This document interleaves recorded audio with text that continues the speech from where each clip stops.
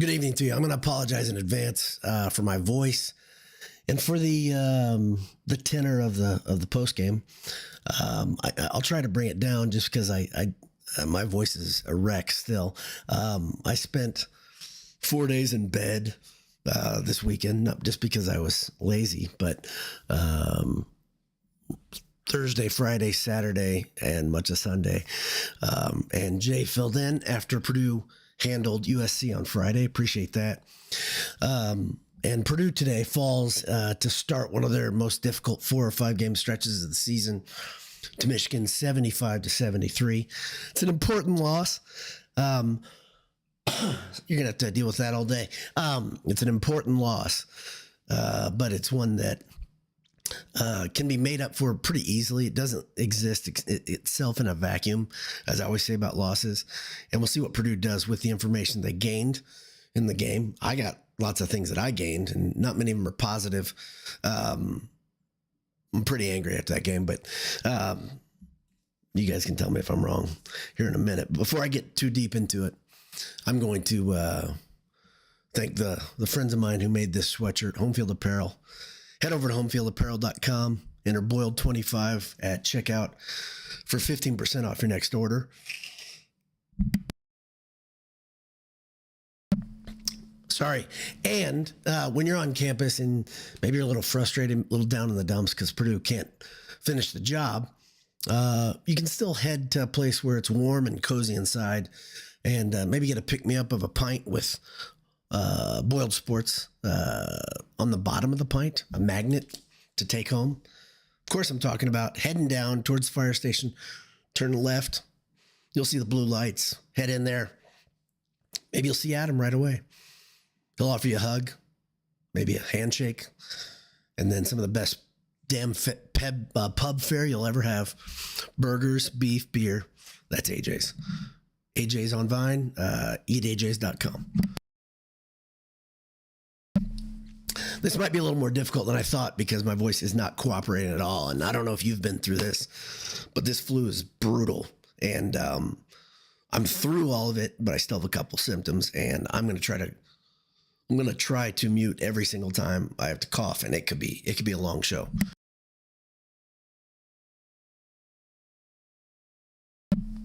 All right, here we go. Let's see if I can do it.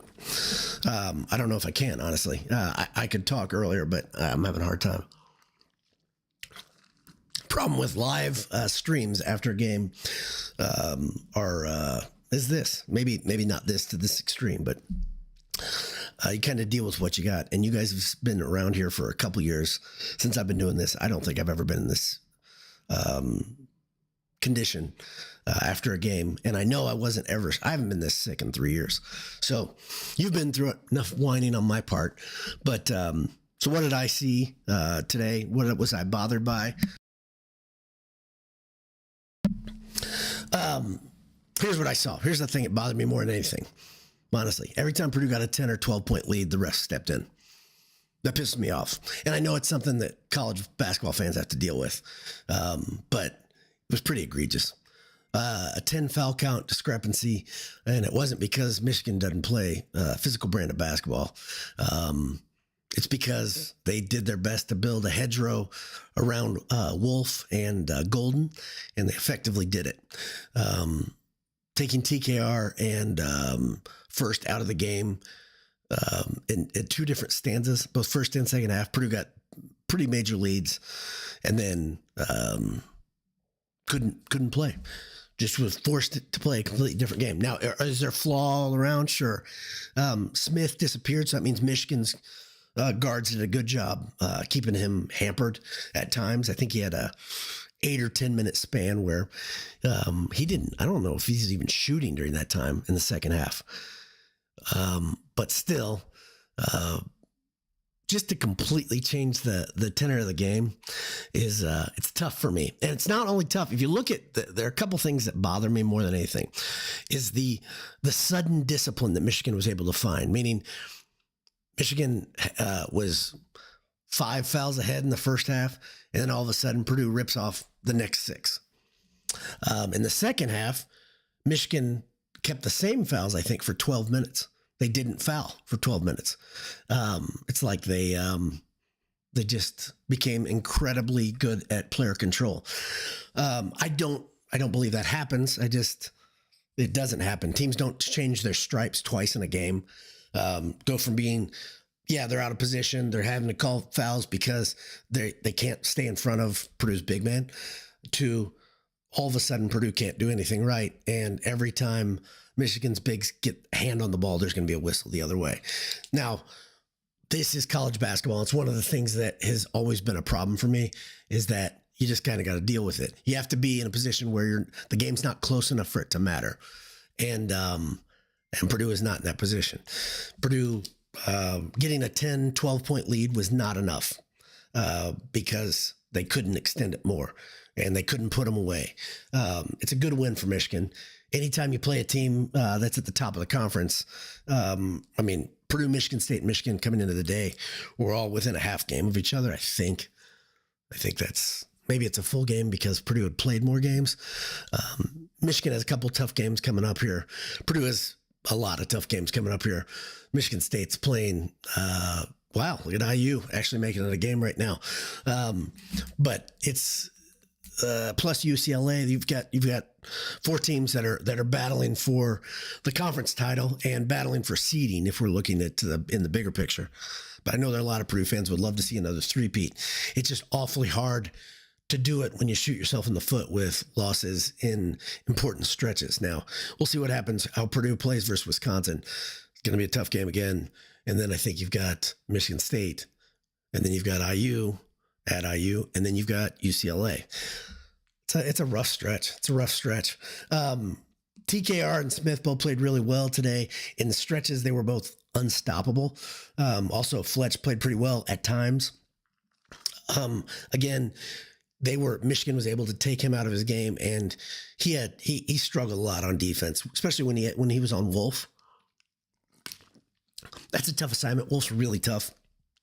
I think Wolf is he's the toughest player Michigan has on their team because he's so different than anybody else in the conference. 7-footer that can step out and hit threes. It's a big deal. And he plays like a really a 2 or 3 most of the game. He really doesn't play like a big, even though he's 7 feet tall. So it creates matchup problems. And today it was a lot more in play, obviously, than wasn't Mackey, just because Purdue neutralized it so early. And he wanted to play well, play big. He did. The game really mattered to Michigan, as it should have. But still, tough loss. My apologies again. But like I said, I'm going to go over the stats here in a second. I am soldiering. This is tough for me, so I apologize to everybody for my voice and for the struggle bus that I'm on here. This is one of those games probably you could have greatly benefited from Braden Smith being a bit more selfish at times. But that said, TKR was so tough to guard. And that's Purdue's system. It's going to be predicated on, does the big make the right decision when he puts the ball on the floor, when he chooses to shoot, when he chooses to drive. He was beating double teams. He was going through contact, playing the way he had previous couple games, playing all Big Ten type basketball. And but Purdue really needed something else. Purdue continues to need something else, right? This is an ongoing issue that Purdue has. You need when TKR Smith kind of hit a wall during the game, which the wall generally comes from a team really smartly starting to, hedge over both of them. Take things away. You need somebody else to step up, and you need somebody else to be aggressive. That's probably one of the issues is Fletch isn't a guy that's going to get aggressive in that way. You need another player to be able to do it. And Purdue didn't have it tonight. Sorry. So TKR finished with 22 points, 11-19 shooting, along with 7 boards. First, who I thought was absolutely, if he touched the ball on a rebound, he was having his other hand pulled behind his back. You guys go watch the film if you want, or you can watch. Just watch him on his rebounds. And I know he's not the most tactful guy all the time, but he was completely taken out of the game. He ends up with 5 points, 7 boards. Like I said, CJ Cox, 7 points on 1 of 3-point shooting. Braden Smith does Braden Smith things, 24 points, 6 boards, 5 assists, no turnovers. Just incredible. Purdue only had 11 turnovers. If you look at the things that Purdue probably wanted to do, one of the big things is not turn the ball over. Check. They wanted to shoot the three well. Better than the last game, sure, still, but they have not shot the three well, 35%. And then get to the free throw line. Purdue got to the free throw line 8 times. That matters. Purdue was whistled for 10 more fouls. That matters. Let's see. Michigan blocked a ton of shots. Purdue didn't, but that's not new. Purdue does not block shots. They're one of the worst shot blocking teams in America, no doubt.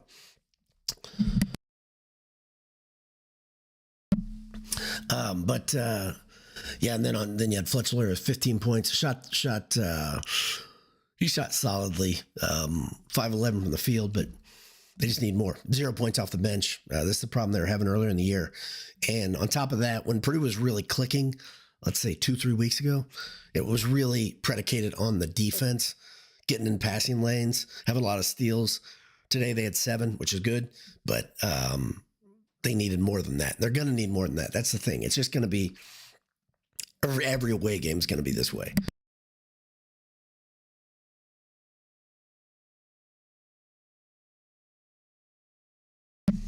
All right, I'm going to get to your comments because I don't know if I can get through here. I apologize. Really apologize to you guys, but I thought I was in better shape than I am, and it's not going great. So Adam P's here. Tired Dad says home cooking was wild tonight. It was, and it was a different sort of home cooking. It wasn't. It just the unevenness and the way it came in fits and spells is unusual to me. Just like a switch would get flipped on. They'd say, okay, next chapter. Turns out now we're on the place where Michigan's not going to get a whistle. They're just not going to get, they're not going to get whistled for anything. Pretty weird. Frail Hammers is here. Thank you. Appreciate the compliment. Red Pot 12 Potter says, all-time performance by the officials. Yeah, it was, and I apologize for piling on with this. I don't like doing that. But the nature of it is what bothered me more than anything. There's going to be poor officiating. That's the deal. But the fact that they would call the game straight up and then change the way it was called in 2 different halves, 2 different times is the thing that bothers me more than anything. Because I always say you can get used to the way a game's being called. It's being called tight or it's being called loose. But when they just kind of switch rules, switch the precedent right in the middle, it's no fun. Thaddeus Screwball says, expect more from the bench. Agreed. But also 1 foul in the last 13 minutes, 13 seconds. There you go. Crazy work of the refs. Ancient Astronaut says, hate losing to Michigan. I think I do too, but I don't like Purdue losing to anybody. Will Hardy says, how does Caleb First get called for a foul trying to dunk the basketball? And that foul specifically, go back and watch that one. That's another one where there was no whistle until the ball was dead and Golden reacted. And the ref, who clearly knows that Golden's a sensitive guy, blew the whistle then because he saw the sadness on his face. And that's good. That's it, basketball is just a game, but you don't want a guy's feelings to be hurt. So good for the officials for stepping in there.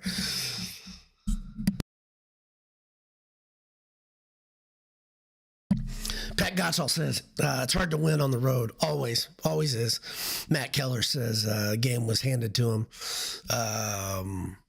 It would have been a different game. I think it was called differently, but they all would be. Andy Ide says, gonna have to go 5-1 down the stretch. 5-1. No doubt. This next 4 games. Yeah, I originally said this was a 4-game stretch that was tough. It's actually a 5-game stretch. It's really tough. So these next 4 games, they're really, really important. How the Purdue finishes for their seeding and for the conference title. Extremely tough stretch here. A lot of good teams. A lot of road games. 3 out of the 5 are road. So, yeah, that matters. Kevin Albuquerque says this was the kind of game you have to expect in the postseason, and that you figure out ways to, around the challenges. Yeah, it's a good training ground too, right? I mean, like I said, it's silly for me. It's really silly for me to complain. I'm 49 years old. This isn't new, so I shouldn't complain at all, and I apologize for that.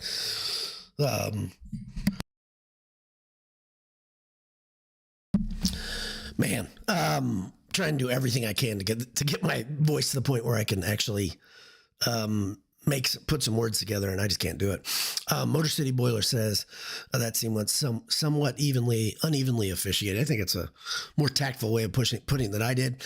Andy in Colorado says, well, that game was a little frustrating. Absolutely frustrating. That's one of the tough things.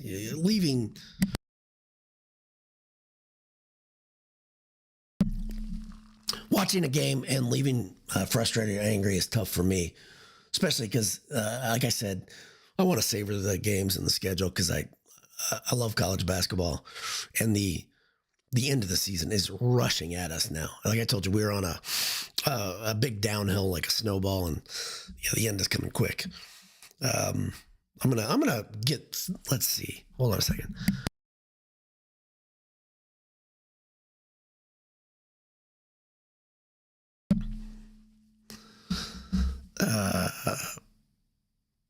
Sorry, I'm going to try to, you know what I'm going to do here? I'm going to make an executive decision, and I'm going to call it because you guys are going to be miserable listening to me.